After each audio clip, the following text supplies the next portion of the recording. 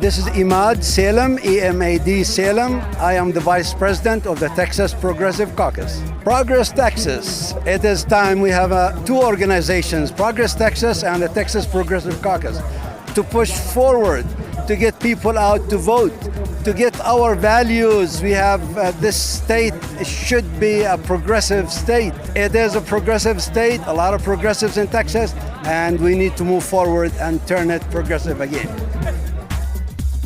It's Tuesday, May 6, 2025, and this is the Progress Texas Daily Dispatch, rapid response on the breaking news stories Texas progressives need to know. I'm Chris Mosier.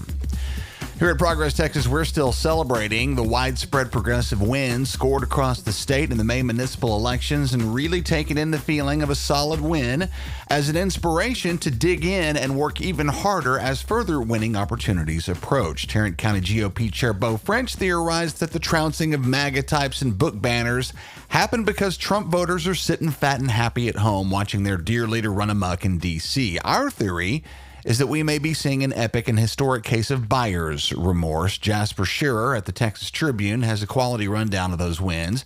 There were actually too many to list yesterday. See the link in the show notes. And savor this quote from conservative pundit Carlos Turcios, who tweeted, quote, "We lost the 3 conservative trustees. Mansfield has gone to hell. Horrible news in Mansfield, Texas. The radical DEI left has flipped the conservative school board. Mansfield ISD has capitulated to the DEI LGBTQ left. Prayers," unquote, and how sweet it is. The San Antonio mayoral runoff is the major remaining bit of unfinished business in the May election, and Republicans and conservatives will be thirsty for payback in the form of former Texas Secretary of State Rolando Pablos, who finished second behind frontrunner and Democrat Gina Ortiz Jones.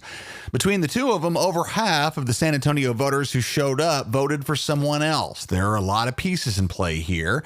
University of Texas at San Antonio political science professor John Taylor doesn't think either side should read too much into progressive wins statewide, though he does caution that Republicans should be, quote, "at least a little bit worried that in a low information, low turnout election, the doctrinaire, far-right, almost Christian nationalist conservatives didn't fare well," unquote, adding that Pablos' attempts to cast Jones as some kind of City Hall insider, while unwarranted, may be a draw for more conservative San Antonio voters who may not have turned out yet. All registered voters are eligible for the runoff regardless. The fight in San Antonio is by no means over, and what an interesting time to hold a live event there. We'll be welcoming outgoing San Antonio Mayor Ron Nirenberg as our guest for a live podcast taping at our Party for Progress tonight. We look forward to hearing what he thinks of the race as well as his future plans. We do see from Jack Morgan at Texas Public Radio that the mayor's going to return to teaching at Trinity University this summer. Going to be a fun one tonight. See the show notes and get your tickets right now. Quick thanks to our generous supporters, Austin Kaplan and the Kaplan Law Firm, Nicolette Ardiente, Shannon Hernseer, Will Judy, James Lifshitz, Tracy Miller, Jeremy Nelson, Julianne Reeves, Patricia Smothers, Holly Taylor, and more. Hope to see y'all all tonight in San Antonio.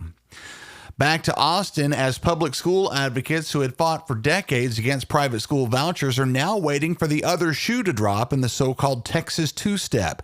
Voucher backers had offered as a companion to their scam at least a modest increase, an insufficient one really, in public school funding in HB 2, which passed the House in an overwhelmingly bipartisan fashion, 142-5, and was sent for approval over to the Senate, where it was referred to the Senate Education K-16 Committee on April 23rd, where it has sat at an ominous standstill ever since for 13 days now. The Quorum Report's Scott Braddock posts to Twitter a statement distributed among House members yesterday by Democratic Minority Leader Gene Wu with the tally so far between the two chambers.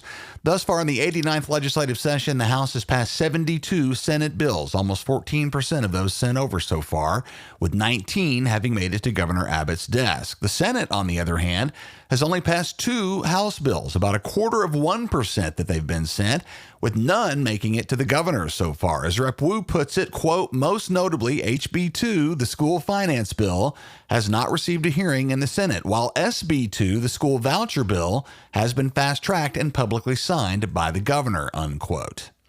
A statement from the Texas chapter of the American Federation of Teachers says, quote, "the Senate's inaction on HB 2 raises concerns about legislative priorities. While the Senate has focused on advancing voucher programs, it has not addressed the pressing needs of the 5.4 million students in Texas public schools. This delay in funding public education undermines efforts to provide equitable and quality education for all Texas students, unquote.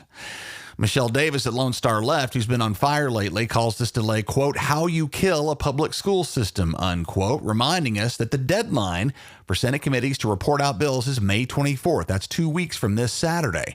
Davis theorizes there could be plans for a manufactured crisis, fiscal hostage-taking, or just straight-up punishment for House members who dared to put up such tough resistance on vouchers. They're delaying primarily because they can. But an endgame where Governor Abbott gets his private school vouchers while public schools are left with the scraps they started with would take conservative cruelty against public school kids in Texas to brand new hateful heights. We are watching closely.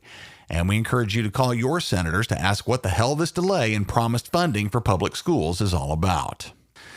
Finally, this morning, continued headaches for Texas's least popular transplant provides some fun reading for you and me. Kirsten Grind at the New York Times gives us a glimpse into neighborhood life in Tony, Westlake Hills, Texas, where residents of a once quiet cul-de-sac are now in a tiff after Elon Musk moved into a $6 million mansion there, unceremoniously ending the peace and quiet. Musk put up a towering 16-foot chain-link fence and surveillance cameras.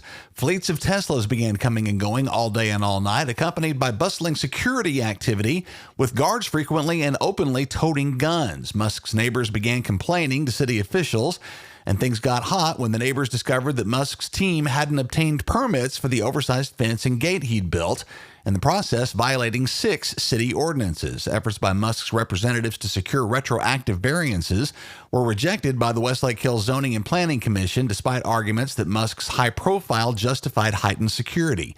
One neighbor began monitoring the Musk mansion with his own droning camera, prompting even more friction. The matter will be next addressed at a Westlake Hills City Council meeting on May 28th, when that body will decide whether to force Elon Musk to bring his property into compliance as his neighbors wish, or to once again bend over for a billionaire. We'll watch that one closely too.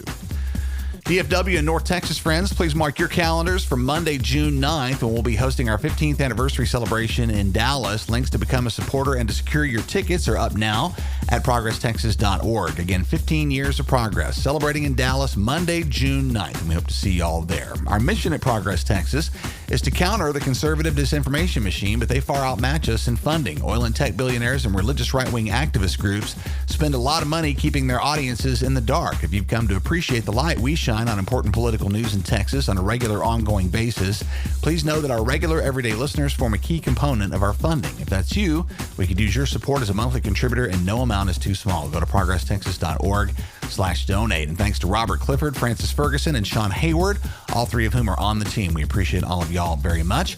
While you're at the website, be sure and hit our web store for the merch to match your progressive values. You'll see Y'all Means All Revolution and our most popular Humans Against Ted Cruz t-shirts there, all union printed right here in Texas. Great stickers and tons more, all at progresstexas.org. That's the Progress Texas Daily Dispatch for this Tuesday, May the 6th, 2025. Links to all these original stories can be found in our show notes. Progress Texas is a nonprofit rapid response media organization promoting progressive messages and actions.